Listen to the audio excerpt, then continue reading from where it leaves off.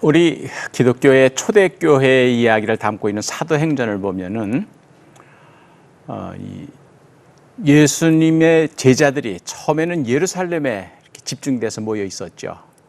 그래서 물론 예수님께서도 승천하시면서 예루살렘 떠나지 말고 기다려라. 성령이 너에게 임하시기까지. 그래서 그 말씀에 의지해서 이제 그들이 오순절 마가의 다락방 성령 강림 사건이 일어날 때까지 기다렸죠.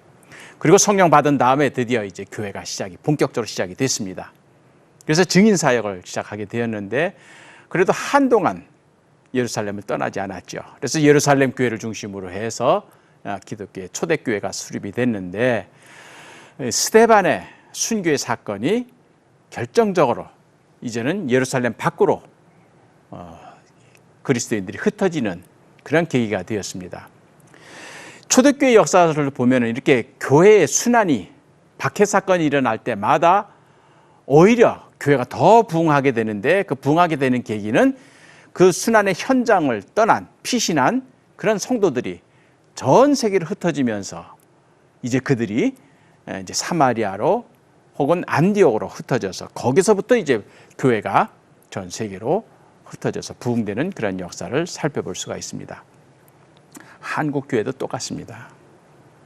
한국에도 초대교회 이제 수립이 돼서 부흥하고 은혜 체험하고 그러면서 이제 나라와 민족을 위해서 기도하는 그런 교회로 자리를 잡아 나갈 때 지난 시간에 제가 말씀드렸던 대로 십자가 순환을 당하는 그러한 사건들이 계속 일어나죠.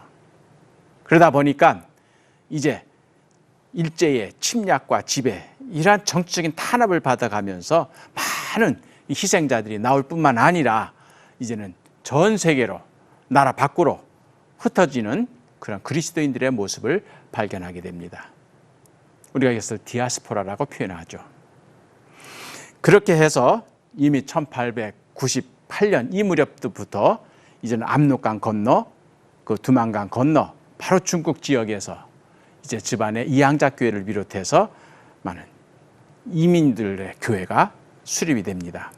그러니까 초창기에 외국으로 나간 그렇게 특히 이제 만주 땅으로 시베리아로 건너간 사람들은 경제적인 빈곤 때문에 먹고 살 수가 없어서 그래서 나라 밖으로 만주 땅으로 넘어간 그런 분들이 많습니다. 그러다 보니까 그들을 위한 한국인들의 공동체를 위한 선교가 시작이 되는 거죠.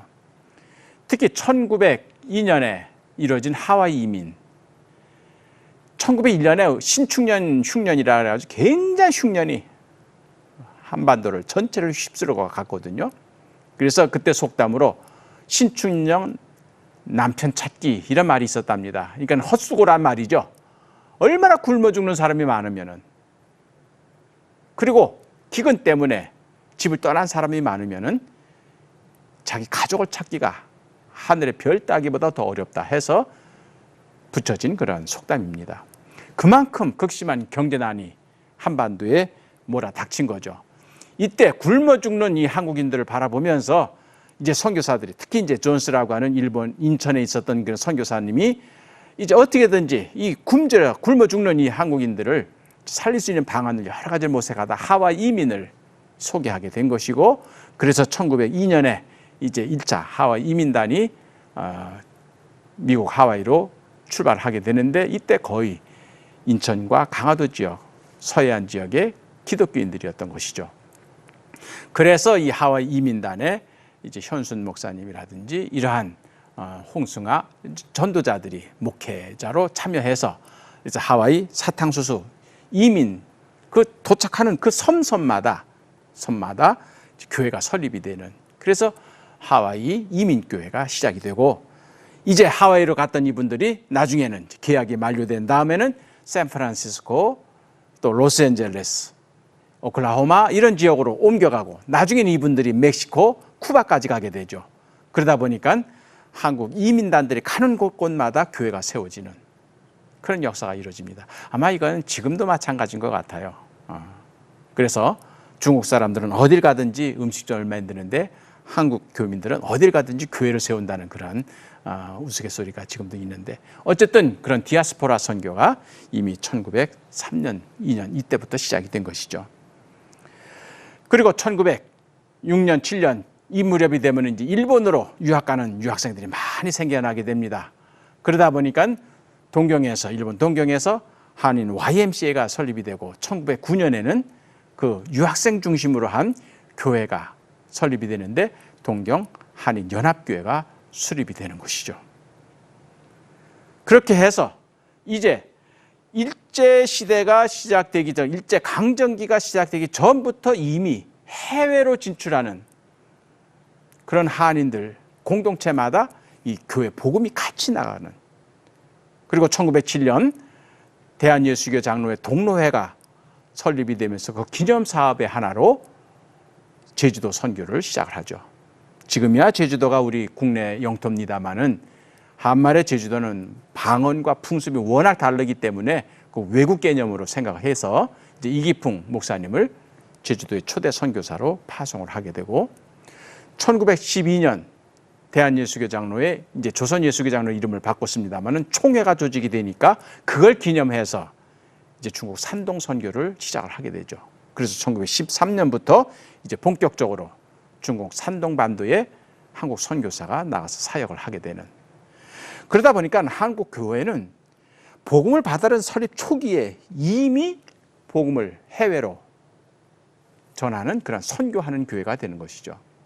아마 이것이 한국교회의 또 다른 자랑거리가 아닌가 생각이 됩니다. 그래서 한국교회는 처음부터 복음을 받아들인 그 초기부터 전도하고 선교하는 교회로 그렇게 이제 성격을 형성하게 되는 것이죠. 이 부분에서 저는 이제 한국교회가 선교하는 교회로 세계 곳곳에서 이제는 복음을 전하는 교회로 이렇게 자리 잡게 나가는 과정 가운데서 복음을 들고 나간 선교사님들에 대한 이야기, 그것을 한번 주목해 봅니다. 제가 오늘 이 시간에 소개하려고 하는 인물은 바로 손정도라고 하는 목사님입니다.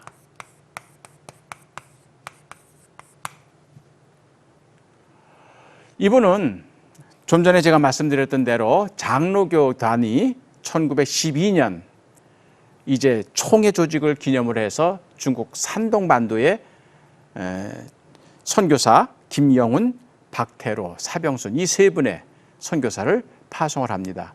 이것이 중요한 이유는 뭐냐면 그 앞서서 있었던 선교는, 해외 선교는 해외에 거주하고 있는 한국인들을 상대로 한 선교 목회 활동이었습니다. 그러니까 엄밀하면서 디아스포라 선교, 다시 말해서 한국 사람이 한국 사람들을 대상으로 목회하고 복음을 전하는 선교 사역이었던 거예요.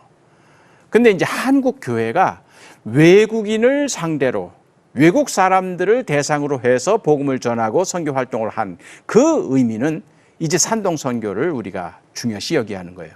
그러니까 중국 사람들에게 복음을 전하기 위해서 이제 박태로, 사병순, 김용훈 세 분을 보낸 것이죠. 그런데 이보다 2년 앞서서 1911년에 중국에 파견된 그런 선교사가 있습니다. 그분이 바로 이제 손정도 목사란 분이에요. 이분은 중국인을 대상으로 해서 선교하는 활동이 이렇게 길질 못하기 때문에 해외 선교사로서의 역할이 거의 알려지지는 않고 있습니다. 그러나 이분의 선교 활동은 우리 한말의 민족운동과 아주 밀접한 관계를 맺고 있기 때문에 상당히 중요한 의미가 있다고 저는 생각합니다. 이분은 평안남도 강서에서 출생하신 분인데 평양에서 관리 등용시험이 있었습니다. 그래서 그 등용시험을 보려고 평양으로 가던 도중에 조촌이라고 하는 대동강가의 자그마한 마을을 들리게 됩니다. 이 조촌이란 말은 조씨 동네란 말이에요. 조씨들이 집성촌을 이루고 있는 그런 마을인데 그 마을이 바로 기독교인들이 많이 떠는 마을이었던 것 같아요.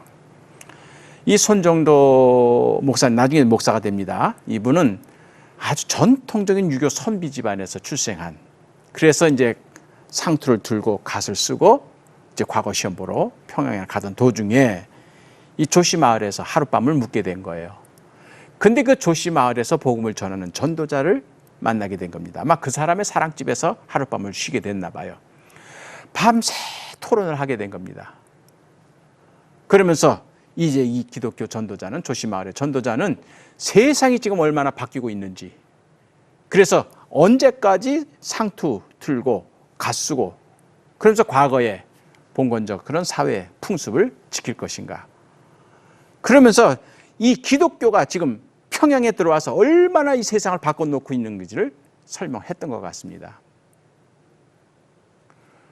하룻밤을 같이 그 조씨마을에서 전도를 받은 그 사람이 이 손정루 씨가 바로 믿기로 결심을 합니다. 그리고 그날로 상투를 잘라요. 굉장히 과단한 분입니다.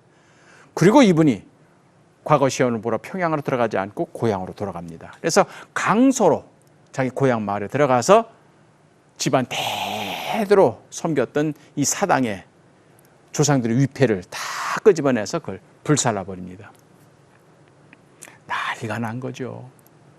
과거 시험 보러 가는 줄 알고 온 동네 문중 사람들이 가서 급제해가지고 우리 집안 좀 이렇게 달라고 해가지고 환송한 게 엊그제인데 갑자기 상투 자르고 들어와가지고 그냥 막 사당에 이런 걸 우상 숭배라 그러면서 이 위패를 불살라버리는. 그러니까 이 강서 그 마을 손씨 마을에서는 이 정신 나간. 그러니까 이건 야수 귀신이 들렸구나. 그 무서운 야수 귀신이 들렸구나.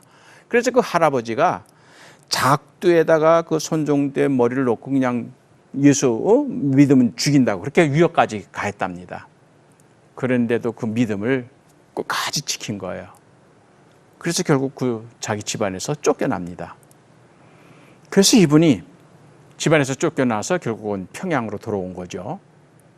그때 마침 무어라고 하는 선교사님이 그분을 도와줬답니다.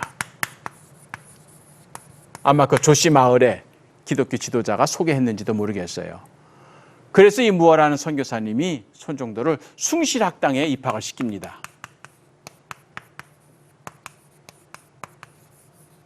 이 숭실학당은 메어드라고 하는 장로교 선교사님이 설립한 학교지만 이제 1905년부터 감리교와 장로교가 연합으로 그렇게 해서 연합학교로 운영하고 있었던 그 신교육기관이죠. 오늘날의 숭실대학입니다. 여기에 들어가서 비로소 이제 신교육을 받게 되는 거예요. 그러면서 기독교 신앙을 본격적으로 이제 학습을 하게 됩니다. 그러다가 그 유명한 1907년 대부흥운동을 경험하게 되는 거예요. 바로 이 숭실학당에 감리교 학생으로 재학을 하다가 성령 받고 충만해서 통해자복하면서 자기 죄를 회개한 그 숭실학생 중에 바로 손정도 포함이 되어 있는 겁니다. 그렇게 해서 다른 학생들과 마찬가지로 평양 대부운동에 일어났던 그 통해자복하면서 자기 죄를 회개하고 완전히 새 사람이 되어서 윤리적으로 회심하는 그러한 도가니와 같은 부흥운동의 한복판에 손정도도 있었던 겁니다. 오직 복음, 오직 믿음, CTS